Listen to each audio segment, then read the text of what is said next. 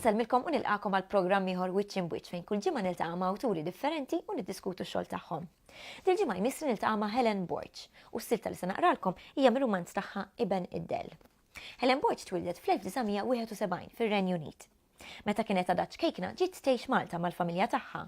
Minn mindu waslet Malta lil sin Malti saħħara u minn hemm nibtet imħabba għal-lingwa li tul is-snin ġiet espressa fil-kitba ta' din l-awtriċi. F'kitbieta, Helen spiss tesplora il-weġat tar-ruħ. Dan jinħass speċjalment fil-poeżija u l-poeproza li jinsabu miġbura fuq il-paġna ta' Facebook li ġib l-isem ta' Dmuħ li ma jxarrabx. Sentejn ilu ppubblikat l-ewwel rumanz tagħha, L-Asfur tal-Injam mal-Horizons. Din is-sena tatna rumanz ieħor li ġib l-isem Ibn id-Dell li ġib publikat f'Jannar li għadda. Però ngħaddu issa għall-qari tas-silta. X'intelaq minn ġodar l-qassis, ċikka ħarġet barra fil-bitħa biex tkompli l-ħwejjeġ li kienu għadhom nofshom lesti. Bdiet taħdem b'nofs moħħ u ħassita li kienet qed gerfex. Fl-aħħar irnexxiela tonxor il-ħasla. Daħlet fil-kċina u poġġiet l-istanjata fuq in-nar biex tagħmel naqra misħun. Avolja kienet isħana, xorta kien ikollha kilba għal xi ħaġa sħuna.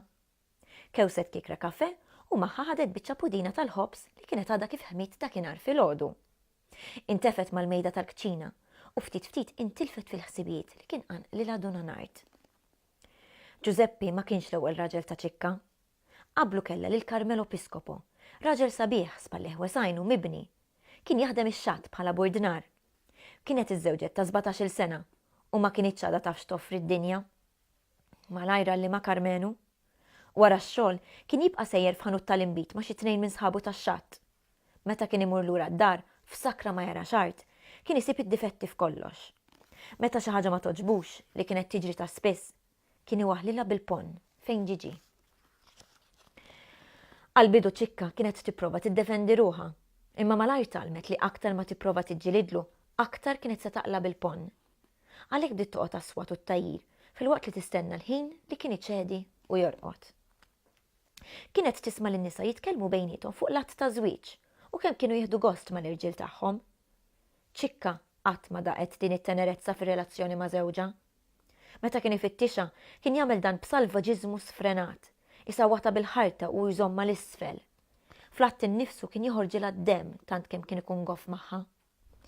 Anke din kienet taħdem kontrija, għax kien jara dmija mċabsa mal-liżar, kien jirvilla aktar. Kemm il-darba spiċċat b'xi troffa xar nieqsa, jew b'xi tbenġil ikraħ f'wiċċa fejn ma setgħetx tattih bħalma kienu jtattew l-oħrajn bil-ħwejjeġ. Kienet tmur bil-biqja fida kuljum biex tixtri naqra ħalib tal-moża minn Giuseppe li kienu jsibuh bħala tal-kajju. Dan kien jinnuta daqqa b'xoffita maqsuma u daqqa b'xi għajn minn fuqha. Ma kellux xi skola imma ma kienx injorant laqqas u malajr wasal ftar fl-istorja. Darba fost l-oħrajn saba' waħida u staqsija ċaru tont jekk kellux raġun jaħseb li żewġa kien qiegħed isawwata. ċikka kienet infaqet tolfoq u qaltlu fuq x'kien qed jiġri minnha. Giuseppe għadira u bejnietom nibtet ħbiberija tas-sew ħelwa. Kienet issib wenz kbir fih. Meta kienet ilha xi sentejn miż-żewġa, indurat li kienet inqabdet ilha. Marret toqgħod ma' omma bl-iskuża li kellha wisq dardir u żewġa ma setax idur biha. Carmenu b'xi mod aċċetta u bekk ċikka ħelset mill-abbuż ta' żewġa, tal-anqas ma wasal iż-żmien li teħles. Giuseppe baqa' jmur jarant omma kuljum tul it-tqala bl-iskuża li ridet il-ħalib frisk biex itiha s-saħħa sabiex ikollha ħlas faċli. Dik kienet tmiem is-silta minn Ibn id-Dell u issa nistieden lil Helen biex tiġi hawnhekk. Kif inti Helen? Mhux ħażin, grazzi. Grazzi tal aċċettajt l-istedina tagħna. Għandna ftit mistoqsijiet għalik. Nibdew l-ewwel waħda. Bħala romanz Ibn id-Dell jaqa' f'ġeneru pjuttost tradizzjonali, is-saga ta' familja fi żmien li mgħoddi. L-elementi kollha tal-ġeneru qegħdin hemm il-qassis ħabib tal-familja, l-iskandlu ta' tqala barra żwieġ, referenzi għal ħajja rustika u l-lingwaġġ imżewwaq b'referenza għall idjomi Maltin. F'dan l-ambjent inti daħħalt elementi li s-soltu ma jidhrux, xeni espliċiti ta' intimità sesswali, l-om bierda li mhux kapaċi tbus u tannaq l-tfal tagħha stess u anke dettalji makabri ta' mediċina antika. Eżempju Lawrina njettata fil-fenka li mbagħad tinqatel bħala eżamja tqala. X'nebbaħ l-għażla ta' dal-ġeneru u x'kienet il-viżjoni tiegħek għal dan il-ktieb? Ma nistax nieħu l-kredtu tal-istorja. Dik bħalma ktibt fl-ewwel paġni tal-ktieb hija storja vera. Marija vera eżistiet, il-tarbija, ċikka, kollem fil-verità kienu hemm. Jienu nismaħħa l-istorja vera sempliċi min jaf kemm hawn bħala, imma kienet missabiħa biex nħallija tintilef u di malli jmutu ċerta nies mhux se tibqa' infakra u hekk edhem l-etern. Li rrid nuri ma l-iktar għax tal-familja pereżempju kienu jgħidu għax Marija abbandonatu. Hi kienet vittma daqsu. U rrid nuri li avolja prima faċċa l-affarijiet jidhru mod fil-verità jkun hemm ħafna iktar affarijiet li jħollu jorbtu. Tajjeb, mistoqsija li jmiss. Il-ħin għandu importanza kbira fir-romanz, importanza kemm tematika kif ukoll strutturali. Ir-rakkont jimxi qatra, kapitli ostra li jaqilbu minn jum għal ieħor, xi daqiet minn ħin għal ieħor fl-istess jum, b'mod li jagħmel lil-qari konxju ħafna mill-passaġġ tal-ħin.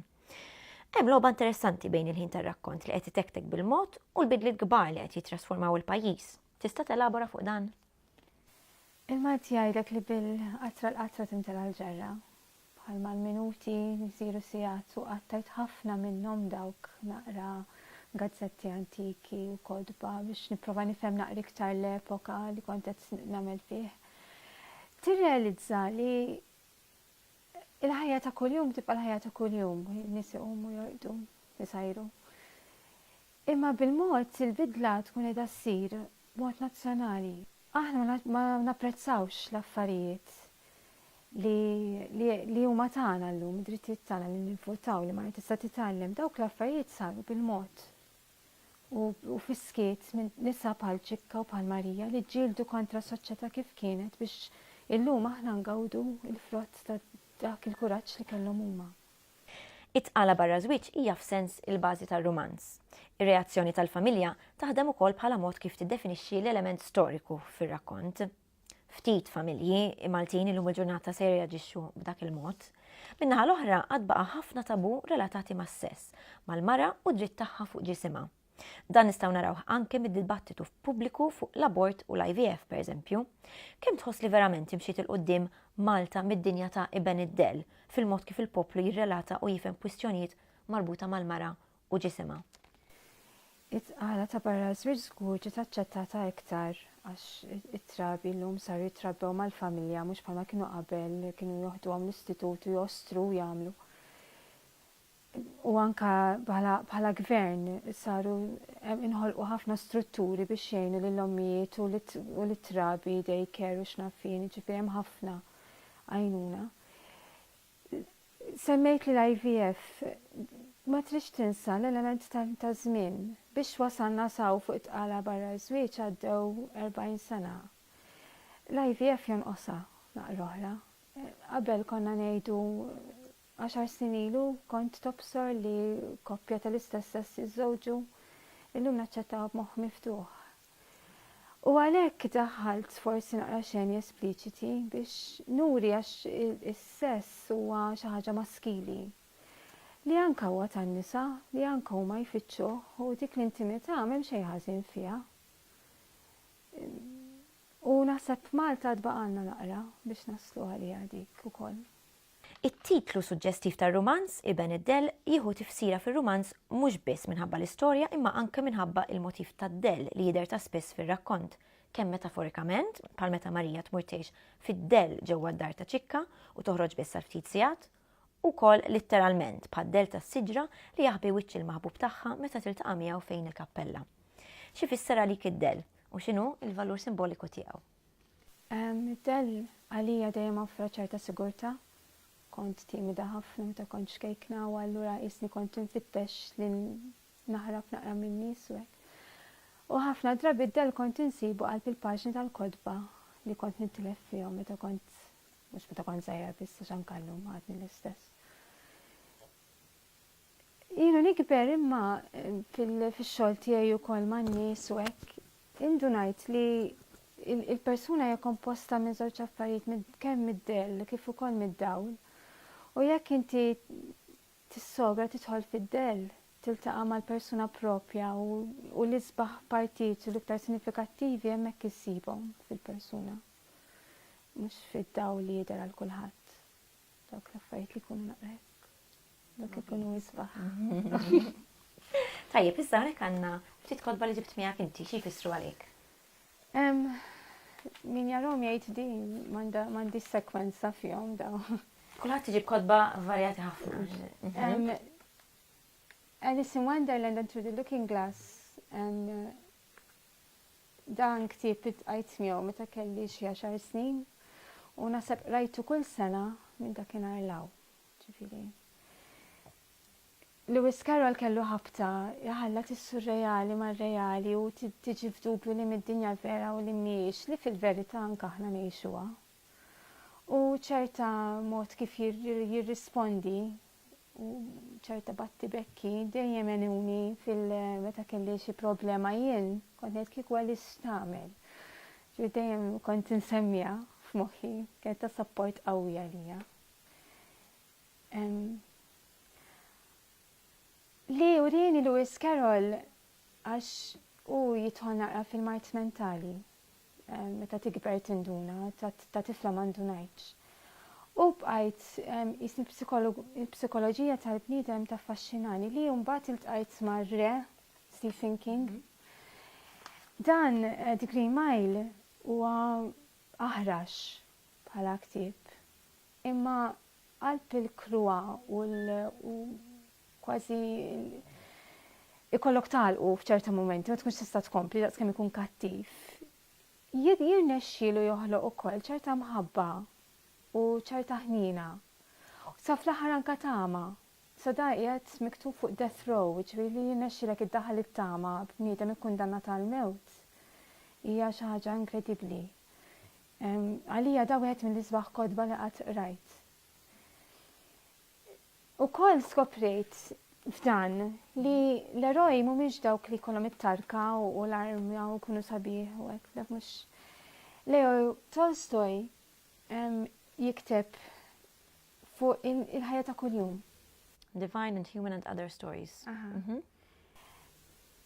Jikteb dan u bażat ħafna minnu fir-Russja, fl-ar żmien tar-Russja meta kien ħafna faqar u ħafna tbatija u nies kienu jmutu bil-ġuħ u bil-nies komuni bħali u bħalek. U f'daw l-istejjer komuni u li huma speċjali xejn minnhom infihom jirnexxi li joħroġ ċerta sbuħija u tirrealizza li ċerta tifel li għen il-ħuħ iż-żgħir isir eroj f'għajnejk. Ġifieri daw l-atti żgħar mhux dawk l-affarijiet il-kbar li jagħmlu l-bniedem kbir. Mbagħad bdejt infittex iktar forsi kodba ta' dal-ġeneru fuq il-ħajja tan-nies, dejjem fittext in-nies jien. Fil-letteratura Maltija u skoprejt il-Oliver Frigieri li għalija huwa l-aqwa awtur naħseb li qattrat Malta. It-tfal jiġu bil-vapuri dan ukoll kien sar produzzjoni fuq it-television ukoll. Is-sempliċità tal-karattri u ma l-isbuħija kif ipinġihom jiena naspira li nkun forsi sufa ħdej li hu. Il-ġmiel tal-ambjent li joħloq mix-xejn għax l-istorja minnha fiha hija sempliċi. Hija xi ħaġa li temma Raviljani fih. Li mbagħad toħodna fuq is-salib tal-fidda ta' Wistin Bourne naħseb ħafna nies semgħu bih dan. Jiena skoprejtu kienu faxxikli tal-Peprin dak iż-żmien, kienu ritratti ta' produzzjoni li kienet saret. Kont tifla kienu għand missieri ġwilbek u kont rajt an abridged version tal-istorja. U kollja sempliċi ħafna storja tal-imħabba li turi ħafna il-ġudizzju li konet nitkellmu fuq qabel li tkun kapaċi tiġġudika prima faċċja mbagħad tirrealizza li hemm persuna totalment differenti taħt. Dan domt biex rajtu sħiħ għax ma stajtx insib kopja, ma tantx għadu jeżisti li hija ħasra għax ħafna żgħażagħ illum nasaqas jafu bl-eżistenza tiegħu. U ġifieri biċċa xogħol letterarja sabiħ immens. Anka għal-żgħażagħ illum igorru jgħidulek ma rridux nitalmu bil-Malti, infatti hemm naqra kwistjoni bħalissa fuq li jbidlu l-sillabu il-Malti vokazzjonali u Malti.